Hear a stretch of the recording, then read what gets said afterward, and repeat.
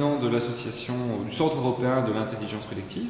Aujourd'hui, est-ce que donc l'intelligence collective, on en parle de plus en plus un petit peu partout, c'est l'idée de se dire que il y a plus, en gros, dans plusieurs têtes que dans une seule. La difficulté, c'est évidemment de mettre ces intelligences en relation et connexion et les faire travailler ensemble. Qu'est-ce qui a changé aujourd'hui qui nous permet de puiser davantage dans ce potentiel qu'est l'intelligence collective? Je dirais qu'il y a deux choses. D'une part, on fait face à une complexité dans le monde et une accélération. Ce n'est pas le changement qui est la constante, c'est l'accélération du changement qui nous oblige à réfléchir ensemble.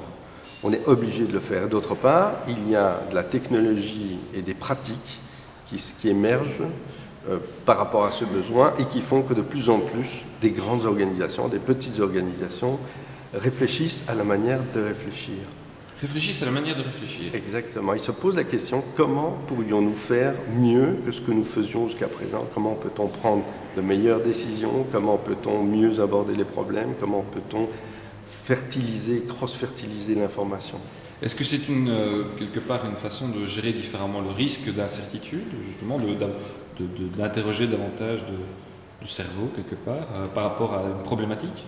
Mais un des mots à la mode aujourd'hui, c'est la résilience. On doit faire face à l'inconnu et donc on ne peut pas trouver les solutions face à l'inconnu.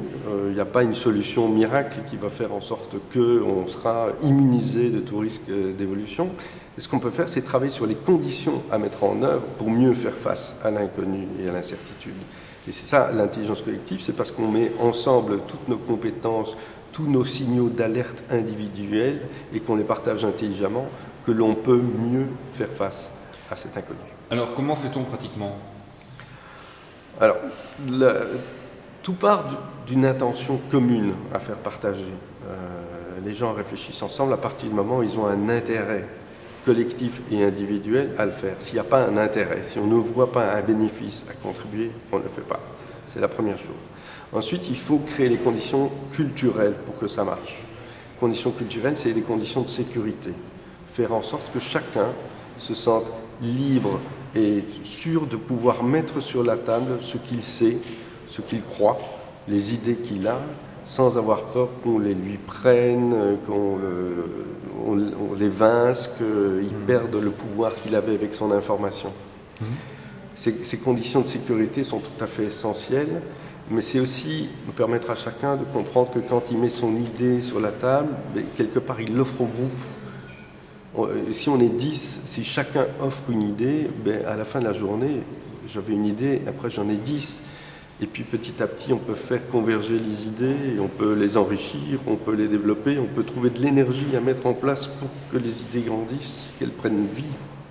Et comment est-ce qu'on rassure justement les personnes qui sont un peu dans cet état d'esprit de est-ce que je peux vraiment dévoiler certaines batteries que j'ai, le cas échéant? Nous jouons beaucoup sur ce qu'on appelle des conteneurs. Alors ils peuvent être digitaux, mais ils sont d'abord et avant tout dans la vie privée. C'est quand on fait une réunion, c'est faire en sorte que chacun se sente à l'aise, qu'il y ait des règles du jeu extrêmement claires, qu'on fait respecter et qui font que chacun se sente aussi entendu. Pour parler, on parle plus facilement quand il y a quelqu'un qui nous écoute, juste à travers une caméra, où on a ce besoin-là pour s'exprimer. Donc des règles claires et la certitude que, effectivement, chacun a l'occasion de pouvoir prendre la parole ou s'exprimer de façon équilibrée. Tout à fait, et qu'on ne juge pas les personnes. On peut travailler sur les idées, on peut aimer ou ne pas aimer les idées, mais on ne touche pas aux personnes. Et puis, j'ai beaucoup travaillé notamment pour un groupe français qui s'appelle Total, et puis dans ce groupe français, je travaillais sur le partage de bonnes pratiques. Et en faisant ça, on s'est rendu compte qu'il y avait toute une série de pratiques qui émergeaient dans toute une série de pays, qui étaient des pratiques assez similaires, et qui n'étaient peut-être pas utiles de développer individuellement dans chaque pays. Mais le frein principal, c'était un frein culturel, qu'on a d'ailleurs identifié, le fait que les gens n'osaient pas dire qu'ils ne savaient pas. Donc ils développaient de leur côté, sans rien demander, des choses qui existaient déjà ailleurs et qui parfois non seulement existaient, mais avaient déjà montré qu'elles ne fonctionnaient pas. C'est ça. Donc c'est comment on transforme la culture pour permettre à chacun de dire « je ne sais pas, j'ai besoin d'aide ». j'ai des informations, je ne suis pas sûr qu'elles soient bonnes. J'ai une idée, mais peut-être qu'il y en a d'autres qui sont meilleures. Et peut-être qu'elle ne vaut rien. Mais au départ d'une mauvaise idée, enfin d'abord, qu'est-ce que c'est qu'une mauvaise idée? On peut peut-être identifier qu'il y a une vraie question, un vrai problème.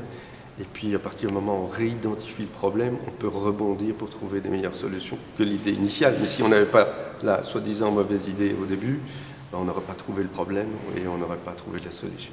Dès lors qu'on expérimente cette autre manière d'être ensemble, les gens qui participent à une rencontre telle qu'on les organise sentent en eux qu'il y a quelque chose de différent qui s'est passé.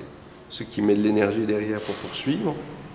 Et puis une richesse complémentaire, c'est que les idées qui émergent, comme elles ont été co-élaborées, elles sont beaucoup plus facilement co-adoptées.